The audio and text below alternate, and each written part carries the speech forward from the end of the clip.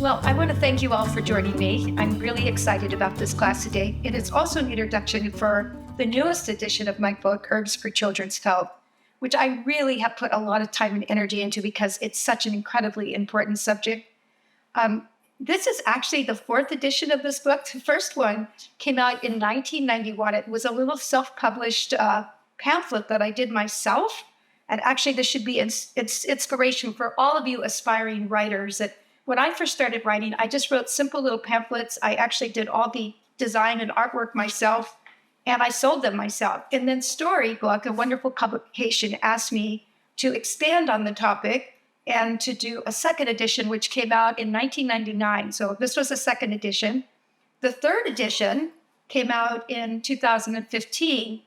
And because the topic has been so popular, people are concerned about their children. They're concerned about giving pharmaceuticals. There's a lot more consciousness about wanting to raise our children more naturally. There's a lot of consciousness about nature deficiency in children, not getting kids outside. So the topic is actually becoming more popular rather than less. And so I was asked to expand on the book, and I had really a good time putting this book together. But it's not really so much the book I want to talk about, it's just the topic itself of herbs for children's health. I want to start off maybe talking about safety. That comes up as a really big concern for all parents. Of course, we're really concerned about our children, their health, and we're very concerned about using things that are safe. So how safe are herbs? They're the safest medicine that we have available. They're the ones that have been the most time tested over thousands of years, not hundreds of years, and by millions of people around the world. Because herbalism is our oldest system of healing that we know of and that we have. And I always like to point out that this really one of the things that we share is humanity.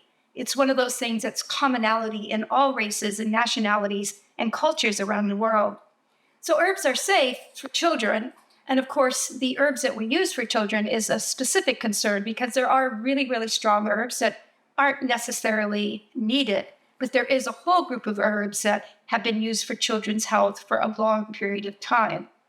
And we also want to take into consideration there are definitely times when seeking doctor's help, professional practitioners' help, and also using pharmaceuticals might be important.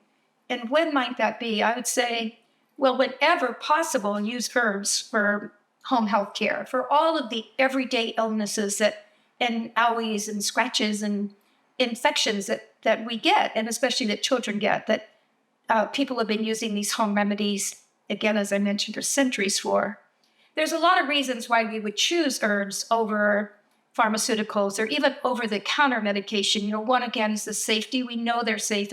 Generally, with this group of herbs that we'll be sharing and talking about and that I've really emphasized in my book, these herbs really do not have side effects other than the side effect of being healthier. But there's also other considerations, like the ecological concern. Herbalism is a very ecologically sane type of medicine to use. We're not spoiling the environment. We're not dumping chemicals that are impacting animals and fish and birds. And it's also economical, especially if you grow these plants or collect them yourself, which almost every plant, not all, but almost every one of these plants that we're looking at and that I talk about in this book and that we emphasize for children are all herbs that are common weeds and plants that we plant in our gardens. So these aren't the really expensive herbs. These aren't the herbs that have really strong pharmaceutical action in the body or physiological action. These are our safe, everyday herbs that are also impactful and effective. I always like to point out that gentle does not mean less powerful. It's just a different way of being strong. I love what Michael Castleton, he's a really good writer, and he wrote in one of his books, he said, "Why use a bulldozer when a broom will do? We don't need more powerful medicine. We need smarter medicine." And I couldn't agree more. And herbs are smart medicine.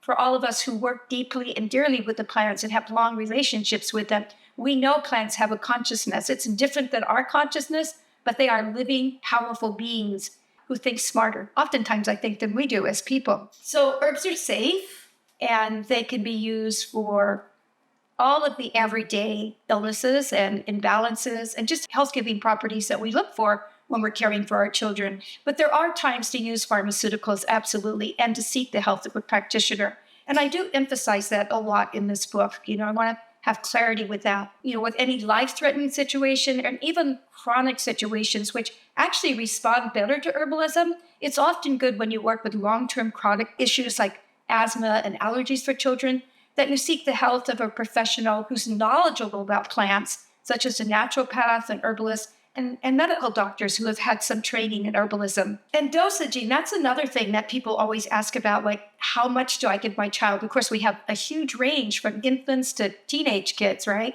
Little tiny frail children to big, healthy, hearty children. So dosaging children is as arbitrary as dosaging adults. You really have to have a sense of your child's strength, a sense of their weaknesses, their sensitivities, how robust they are, and even a little bit about the illness. And all that can sound quite complicated. It truly isn't, because remember that we're working with herbs that do not have harmful side effects. If you give a little too much, if anything, it might work faster and work better. So dosaging with this group of herbs is not critical. Like we would say, it's absolutely critical if you're using pharmaceuticals and over-the-counter medication that you follow the dosage exactly that's given to you on the bottle, though. I might say that's also arbitrary because they don't really know your child at all. They may know that he's 2, but they won't know if he's a big, hot, strong, healthy 2 or if he's a very sensitive child. So we have to be thinking about these things, right? But one of the nice things is that we do have charts that will help people, especially beginners, determine approximate dosages.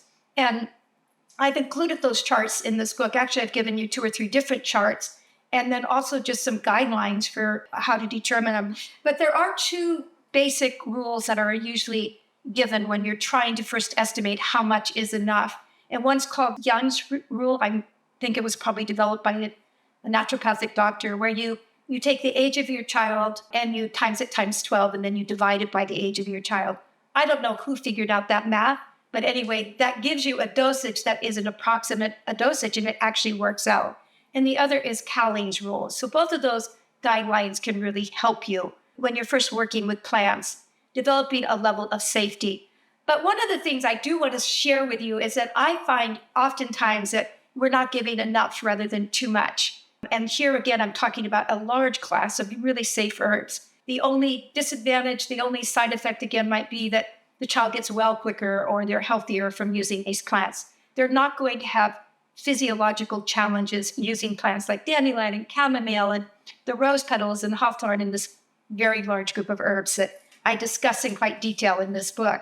So maybe I'll talk about that next. So what herbs are appropriate for children? This is a very brazen statement to make, and not all herbalists would definitely agree with me on this. And in fact, I might say that that's one of the things I love about herbalism and herbalists. We're all quite opinionated. We all have different ideas and thoughts. Most of those who have had a long time experience working with plants will develop ways that we work with herbs that really work for us. So I really find that you can basically give any herb that you would give to an adult to a child. Their children are humans and they're small. You just adjust the dosage and the form that you're giving the herbs to. And with that, I also want to say there's some herbs that I would never use for children because they're not necessary. But I don't really feel that there's a group of herbs that you wouldn't use for a child. I think what I would rather say that there are a group of herbs that you would use for children most frequently. But if a child had a really, really bad infection and my Elicat pain wasn't working for them, then I might turn to golden seal and maybe even a little bit of Osha for that child in small dosages. I hope I'm making sense to you. I don't want to lead you astray, but I also don't want to, I want you to really see this whole picture. So the most important thing here, I would say, is to learn to approximate a good dosage for your child. Maybe begin by using those charts and then really look at your child, so watch how the herbs work. And most appropriately, start with this large group of herbs that have huge safety net. You don't have to worry about side effects.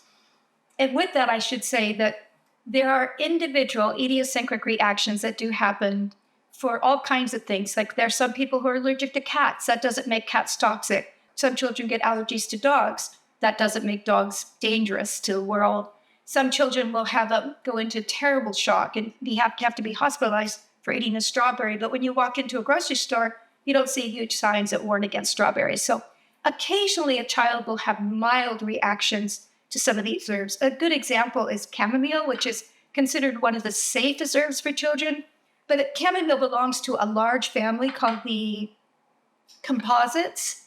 And there are occasionally people who have allergies. If they're mild, you get a little itchy scratch in the back of your throat, itchy eyes. So if that happens to your child, then of course you would not use chamomile. It doesn't matter how many books tell you it's good. You just have to pay attention to those things. Just to remember that there could always be individual reactions. And that makes me also want to share that if you are working with a child or you have a child who's extremely sensitive, they were born coming into this world with lots of sensitivities to the environment, to foods, and they show early allergies. And that's a sign that that child has a lot of sensitivities, not only physically, but oftentimes emotionally.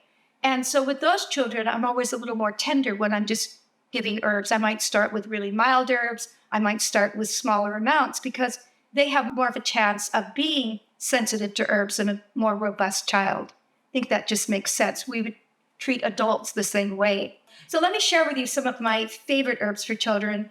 I would definitely say chamomile, even after what I just shared, like 99% of the children who use chamomile. It's a wonderful, mild, calming herb for children. It's oftentimes the children that herbal parents introduce their child to when maybe giving it its first bath. Chamomile, it's traditionally added to the bathwater. It's a way of welcoming the child to a flowery world, strengthening them. It's soothing, it's relaxing, it has a wonderful odor. It's also one of the first herbs that we use internally for even infants, because a lot of times children will get gassy stomachs or colic, and chamomile is very, very soothing. Of course, with very small children and infants, it would just be a couple drops, a little dropper full. We're not talking about bottles or bottles full. And oftentimes you read, and I've even written it, that with infants, the mother can drink the herbal tea, and that's somewhat effective, but it's not nearly as effective as giving a little dropper full of the herb right into the child's mouth. So just a wonderful herb. I always like to point out that great story. Peter Rabbit disobeyed his mother, went to Farmer John's garden. Farmer John was chasing him around with a pitchfork, threatening his life. Little Peter Rabbit left his brand new jacket and ran home to his mother, and his mother gave him a cup of chamomile tea. Then she spanked him and put him to bed. So anyway, it's a really great story, and it sort of emphasizes the power that chamomile has. It's extremely relaxing. I also want to talk about immune supporters. These would be medicinal herbs that are really safe to give to children. Elderberry. This can also be used as a tonic. It's very famous now, and I have a feeling that most of you who are listening to this have taken elderberry syrup or, drank elderberry tea. It's an incredible immune supporter, but it's a broad spectrum immune support. So it actually fights all different kinds of viruses and bacterial infections. It tastes good. It tastes mildly good, but when you add a lot of honey, rice syrup, or maple syrup, it tastes really, really good. And then, of course, echinacea. So echinacea is a really good example of an herb that we oftentimes think of supporting the immune systems of adults. It's absolutely perfect for children. It has really no side effects. And these two herbs together can really help to fight infections of all kinds in even our youngest children. And then there's lemon balm, which is a beautiful herb that you can grow. Actually, all of the herbs we've talked about so far, you can grow easily in your garden, your backyard. But lemon balm is especially nice for children. It's very pleasant, especially when it's grown fresh, and you can go out with your little toddlers and young children and pick those leaves and make a nice fresh tea with them. So right away, you're introducing them to the world of plants, the world of healing, the world of being healthy. But it's calming but energizing, relaxing but increases vitality. And lemon balm, there's been quite a bit of studies done on it, some very, very good research that shows that it's especially good for children who have a lot of energy, what we might call hyperactive children, just full of life, full of vitality. But as parents, sometimes you do need them to relax and calm down. So this is a really good alternative to some of the stronger things that are used. It's really excellent. And then I wanted to mention catnip too. Catnip has kind of fallen out of favor, but this used to be one of the favorite herbs of the eclectic herbalists, eclectic doctors, for children when they had like pain, fever, had teething problems, really fussy children. In fact, I always love the saying of Dr. Claus, who was the author of what we used to be considered the herbal Bible of Back to Eden. And we said that if every parent had, well, he actually said if every mother had catnip on their shelf, that would save that child much suffering and every parent many a sleepless night. I always love that you include the parents, because when your child's fussy, sore, crying, the child's really suffering, and so are you. And so it's always helpful for us also to be relaxing while we're relaxing the child. And there's many other herbs I'll be sharing with you also. And I have a full spectrum of these herbs in this book and a lot of detail about them. But I wanted to maybe talk about them when we were making some of the products, because I always find one of the best ways to work with these plants and develop kind of a sense of who they are and how they work with us is to bring them into our actual home and to use them. And I do want to say also that if you have toddlers, even children who are 2 and 3 years old and upwards, many of these products are really fun to do with your children. Again, introducing them early into the herbal world and all its positive aspects, the ability to look at the world from the plant lover's eyes, where you're always looking for beauty, always looking for the things that are healthy, always recognizing the weeds as your friend. Instilling that in children when they're young helps them as they navigate through life and find out about how challenging sometimes life can be. So I just really love this way of working with children when they're really young. Maybe if you don't mind, before we jump into making the products, I would like to just read a quote from one of my favorite books on child's care. And this is written by one of my earliest teachers. It's called Nature's Children. And this book was written in the 1960s, and it was first published in the 1970s by a brilliant herbalist named Juliet de Berkeley-Levy. Juliet is world famous.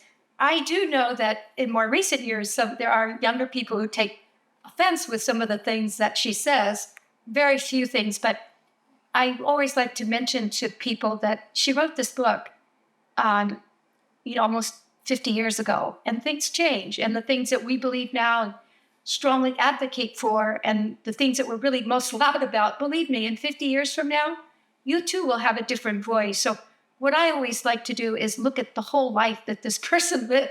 She had such an amazing influence on the whole animal world and the herbal world. So let's just read this little short statement that she says. At the heart of all, for nature's children, there will always remain a core of love for the natural life, for the fresh vegetables and fruits and whole grains, for the sun, the rain, the moon, and the wind, and for snow, and for beautiful things in general, because their bodies and minds were formed out of such things when in their mother's womb and in their infancy and childhood. This book, when I had my son over 50 years ago, was one of the very few books, actually the only book I could find on natural rearing of children. And it was a major inspiration for me. And I still recommend it, not so much for the information. There is good information in it, without a doubt, but really for the inspiration. I would also like to mention a few of my other very favorite books on herbal childcare. I always think it's good to have more than one reference so that you get different thoughts and ideas. And these are written by incredible herbalists who have had a lot of experience working with children. So one's by Dr. Mary Bove. Mary Bove is a naturopathic doctor. She's retired now, but she ran a woman and children's clinic for many, many years. And this book is just brilliant, an encyclopedia of natural healing for children and infants. I add it to my favorite list. And then also Dr. Aviva Jill Rahm, who's a medical doctor as well as an herbalist. She also has 4 children, so believe me, she has a lot of experience with using herbs for children. It's a brilliant book, highly recommend it. And then our beloved Anne McIntyre, who's an English herbalist.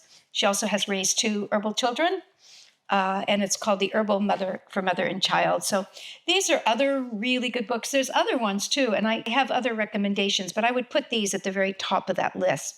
So I was mentioning that one of the really ways that become familiar and we recognize the individuality of these herbs and how they work is by just working with them and using them in our household. So I want to start with the simplest of remedies, and that's tea. And I think herbal teas for children are some of the most important preparations because they can be used as medicine. They can be used as everyday tea. You can have tea parties with your children, which I think is a fabulous way to introduce children to herbs. And also to have your children introduce herbalism and plants to their friends because who doesn't love a tea party, right? So one of the nice things about when you use herbs in tea is that you're using a very benign solvent, or menstruum. See, liquid that's used to extract the properties of plants. So water is probably our most user-friendly menstruum. And yeah, just a great way to use herbs for children. But you have to be clever because getting your children to drink those teas, especially if they're medicinal, takes a little bit of creativity to do that. So one of the things that I like doing is I like making herbal pops with them, like freezing them. You can put herbal tinctures like echinacea and elderberry tincture in a really good tea. That's an immune formula for your child. You can also make them into little frozen cubes so that you can add that cube to water. There's all kinds of great ways. So this is one thing that you can do when you make your herbal teas is you can make them concentrated. You can also sneak in like echinacea tincture, elderberry syrup. You can use all kinds of great herbs. I made rosehip. This was made with rosehip and hibiscus. And I just put them in these little pops like this, and these just make a great way. They're herbal tea, but they're frozen, right? And they're really, really good for the summertime. Yeah, so I just wanted to make a basic recipe. It's in the book, and this is like a calming blend for children. It's not necessarily a sleep aid. It's just an herb that you might want to have them drink in the late afternoon, or if they're being really fussy. They're all very, very gentle herbs. Proportions here are not super important because we're using only gentle plants. So it doesn't matter if you get a little less of one, a little more of the other. You can really just formulate it according to your child's things. But I'm going to use 2 parts of chamomile. And I'm using parts is going to be a half a cup here, so makes it really easy. I'm using 2 parts of milky oats. Milky oats is another one of those safe herbs that we use for children. It's nourishing. Well, we all know oatmeal, right? So these are the milky green oats before the oats fully ripen. And these are wonderful nerving. They're really soothing for especially agitation and irritation. And we're going to use also 2 parts of lemon balm, which I talked about a little bit earlier, what a really wonderful herb this is for children who have a lot of energy and you kind of want to soothe them. Also, lemon balm is uplifting to the spirit. So it just kind of lifts the heart, lifts the spirits, and it's very good when your child's really sad. It's a wonderful herb, and it tastes delicious too. And then I'm going to use 1 part of catnip, and the reason I'm using less catnip is catnip has more of a medicinal action. It's not necessarily an herb that we would just drink for a beverage tea. You know, we use it when there's a lot of teething pain, fussiness, any kind of pain really. It's very, very good for relaxing pain or diminishing pain. And then I always like to add like something that just gives the blend a little more sparkle. And that will be here. We're going to use these beautiful organic roses. And I'm going to use just 1 part of the roses.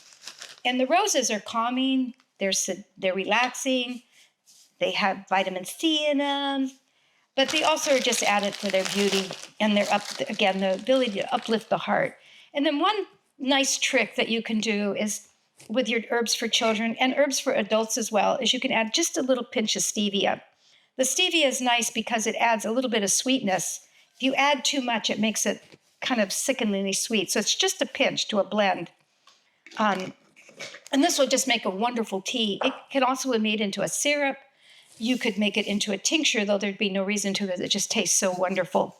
And this would be an herb blend that you could make in this amount and keep in a jar and then just have to serve to your child. It can be sweetened with honey if your child is a little bit older. It's usually recommended not to use honey for children that are less than 1 year old. And that's because there can be a form of botulism that is in the honey. We see that much more. It's not common or frequent, but it can be very, very damaging. So it's recommended not to use honey for really small children. I know my teacher, Juliet, she used to use honey all the time. But I think at that time, you know, when you look back 50 years ago, we didn't have the problem with the bees that we have today, nor were we using the amounts of pesticides and herbicides and fungicides on the plant.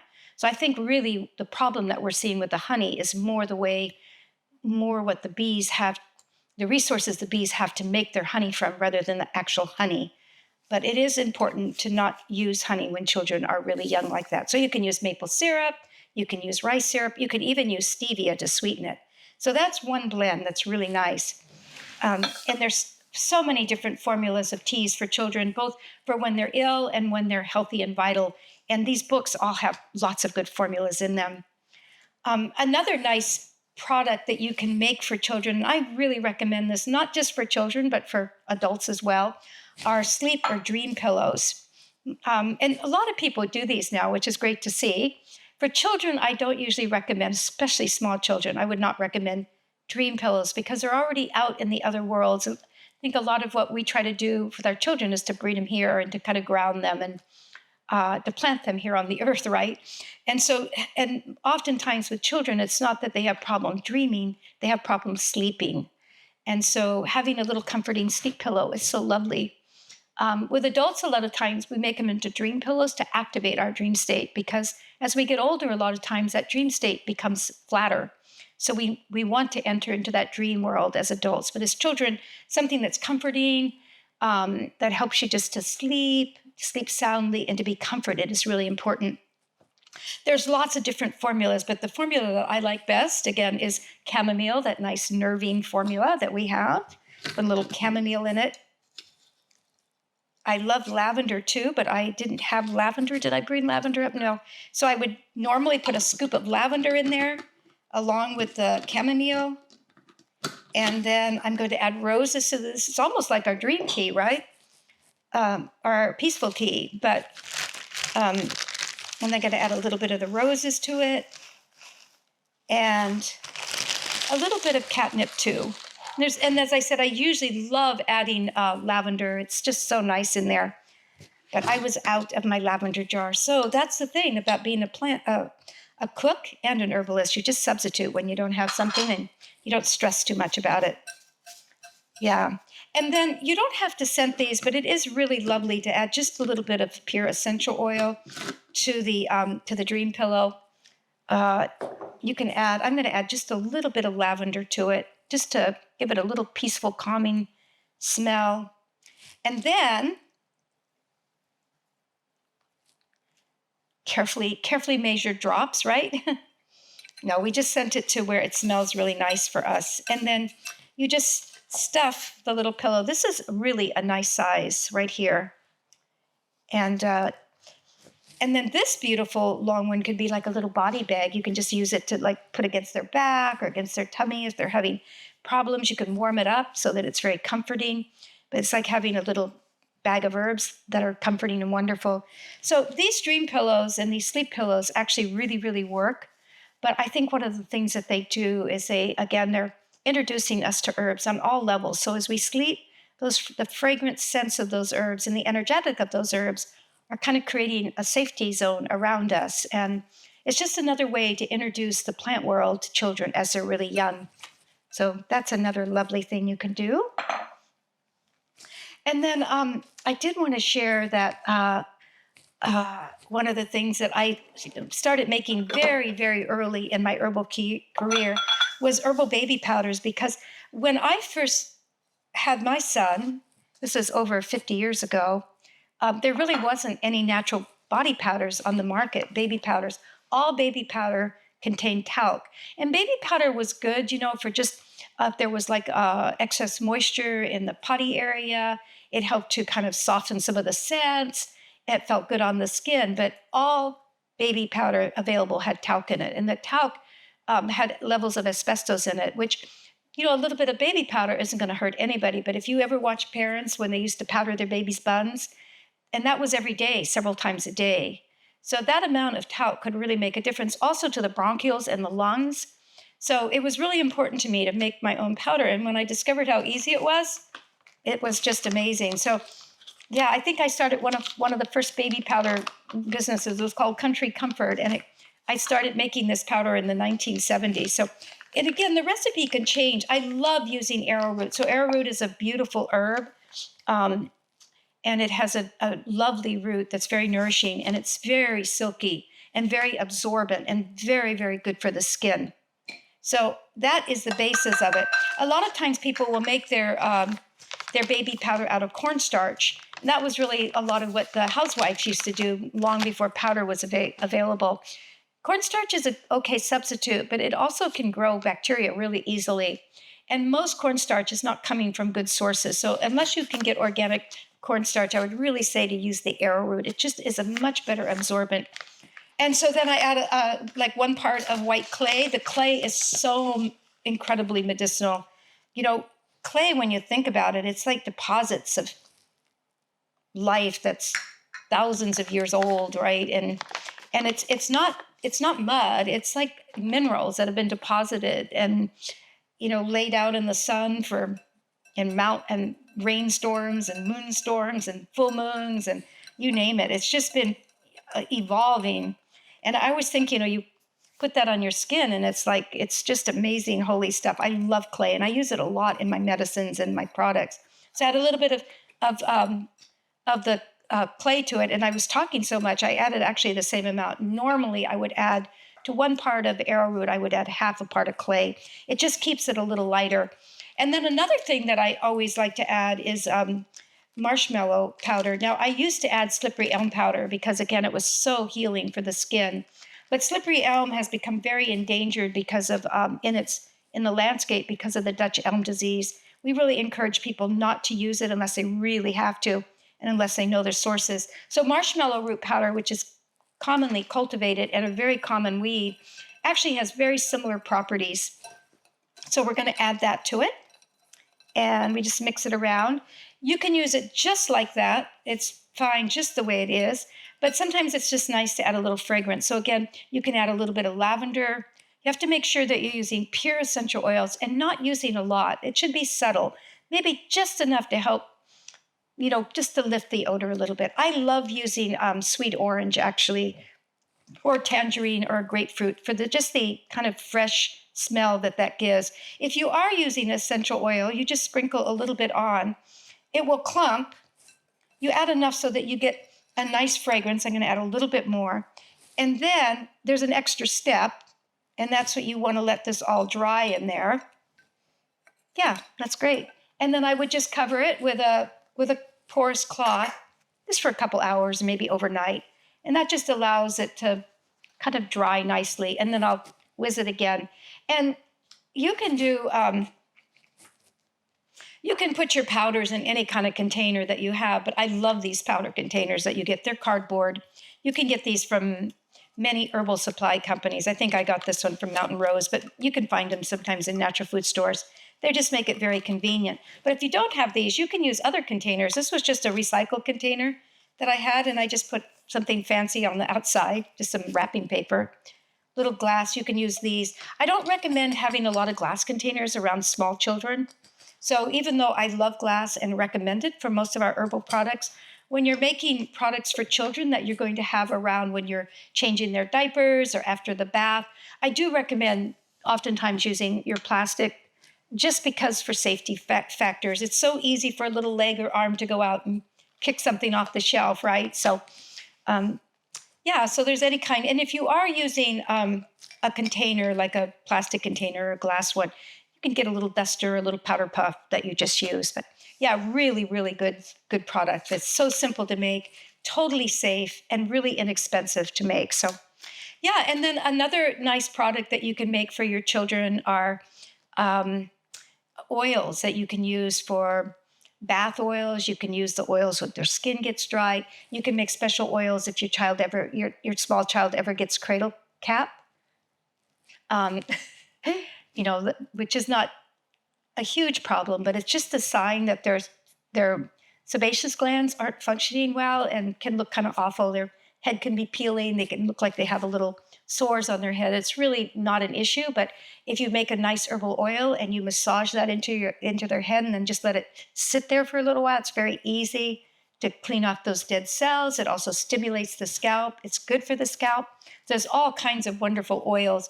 This is an example of an oil that you can use as a bath, as a body oil for the problems with the scalp. And it's just a blend of calendula. I just use calendula and comfrey in this blend, both very, very healing herbs. And it makes like a beautiful golden oil. You can make this by putting it in a jar like this and loosely putting the lid on and then putting it in a small pan or a pot and just letting it cook slowly, this pot would have water in it. So you're kind of making like a double boiler here. And you just let it sit for maybe on a low heat for maybe an hour or two until the oil is warm, never hot or boiling. And it's infusing the qualities of those plants, the chemical constituents of the plants in the oil. The oil actually looks different. When I pour this off, it's golden, has a different odor, a slight odor that's herby. And that oil can be used just that way. But we could also turn it into product, which I'm going to show you in a minute.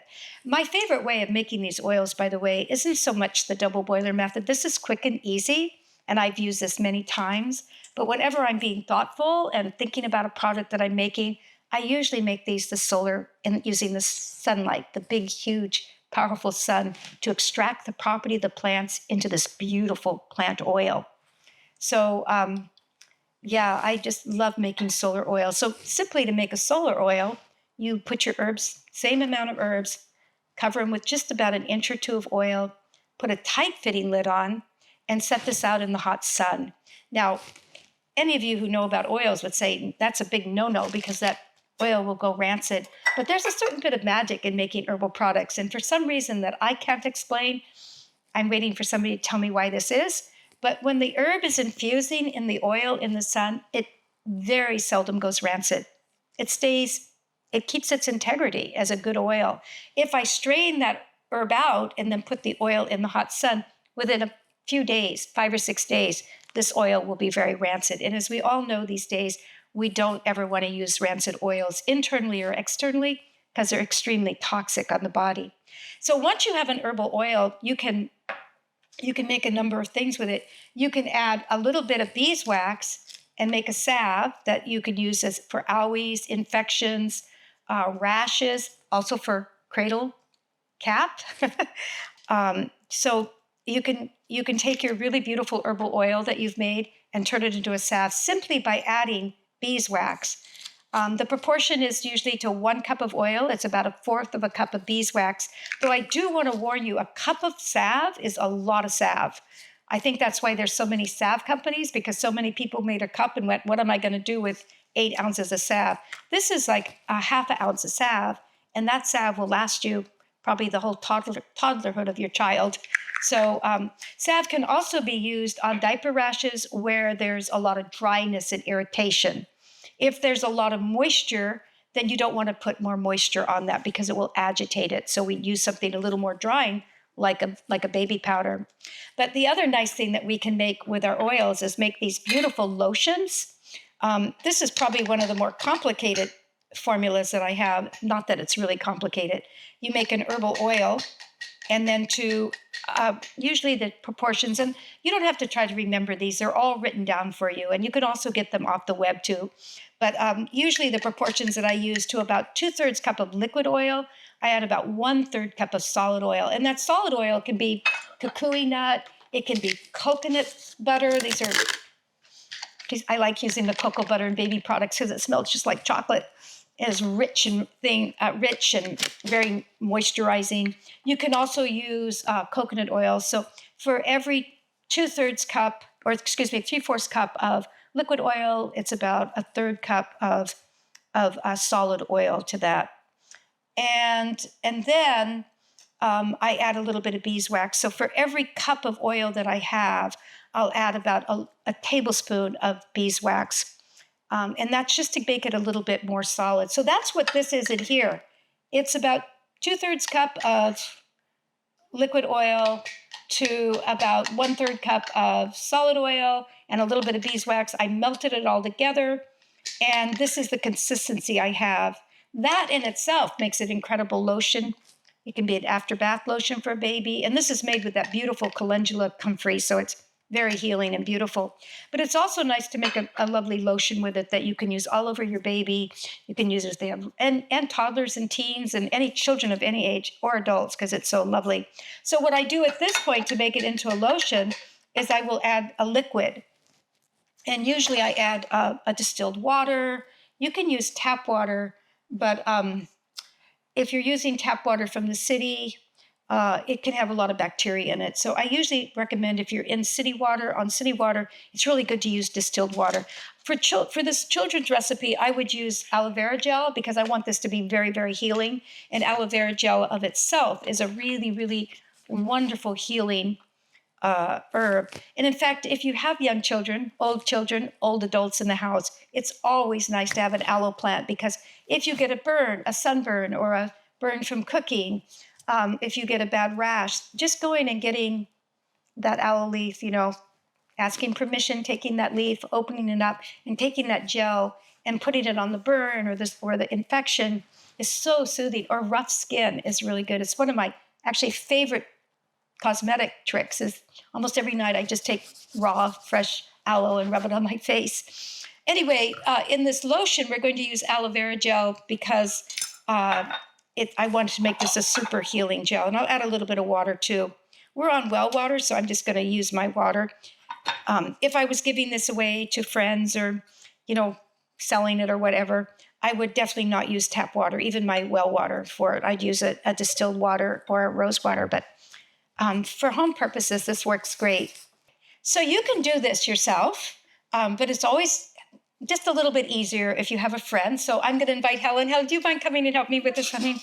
Yeah, and I do want to share that I used to always make this cream in a blender. And a blender works great. And all of my early books and all of my early recipes say to use a blender. But I have fallen in love with the immersion blender. For one thing, you have one pot that you can heat all this stuff up in. And it's so much easier to clean up. And if I have leftover cream that doesn't fit in my cream jar, I can just put a lid on and I'll put it in the refrigerator. It'll last for months in there. So anyway, and it always works out. But the thing with using this is you have to have 4 hands. And so I'm going to have you hold this here, honey, for a minute. And I'm actually usually I make these in quart jars, so you don't need to do this. I've never made it in a pint jar. It's always good never to do something like this in front of an audience, but I'm going to do it this way because I don't want it to spill over. And we have to leave a little funnel there. So I'm going to get it going, Helen, and then you're going to slowly add this. Let's move all this over so people can see. And then you're going to slowly add that in there. Ready? Yeah, let me get it going. Hi. Whoops, that's slow. Let me get it going. There we go. Okay. Okay, now maybe we won't need this. If it doesn't splatter up, we'll take it off, but I just didn't want it to splatter over. Oh, let's take it off and see what happens. Okay. Let's risk it. Okay, good. There we go. You can add a little more. A little more. It's good. A little more. Looks beautiful. It looks beautiful already, right? Okay, let's see. Yeah, I'm going to go just a little bit more. A little more? Yeah, let's do it all. Want the rest of it? Yeah, let's put it all in there. There you go. Okay. So I'm going to just show you what this looks like. So you have this beautiful, beautiful cream. It looks almost like whipped cream, and you could eat it. You actually could eat it. Everything in there is edible. I don't think you'd want to. But this beautiful cream is so rich and so nice and will be lovely on your... Look at that. So can you see how beautiful that turned out? What do you think? You want to try a little bit, honey? Yes. This is a very, very rich cream, so it doesn't have any fillers in it. So you just need a little bit. But this was made particularly for young children and baby skin. And as I said, I usually always store my, my hands are all greasy. Can you open that? I always store them in glass containers. But when I'm working around small children, I think it's better to keep them in a little, have a small amount in a plastic jar. So we'll just put that in there. And any leftover, you don't have to store it in the refrigerator. You can definitely store it in a cool place. It's nothing in here will go bad. It won't spoil. It should last for months and months. Look at that, how beautiful that looks. It's really... And sometimes you can add a little scent to it, but because I use the cocoa butter in here, it has like a really chocolatey, like baby, beautiful odor. Want to hold it up and we'll show people what that looks like? Yeah. So, yeah. So this is really just a variation on my famous face cream recipe, but it can be used all over baby's body and be really good. So there's lots of other things that we can make. I think I'll show you one more thing that I have a lot of fun with. This is not an original recipe. In fact, I learned this from other people, but is making gummies. They're so simple. And I decided I wanted to make vegan gummies. I'm a vegetarian. I don't really like to use gelatin. It was just as simple as taking Helen's marvelous elderberry syrup. Helen is famous for her elderberry syrup. So this was elderberry syrup that Helen made, and the recipe is in the book.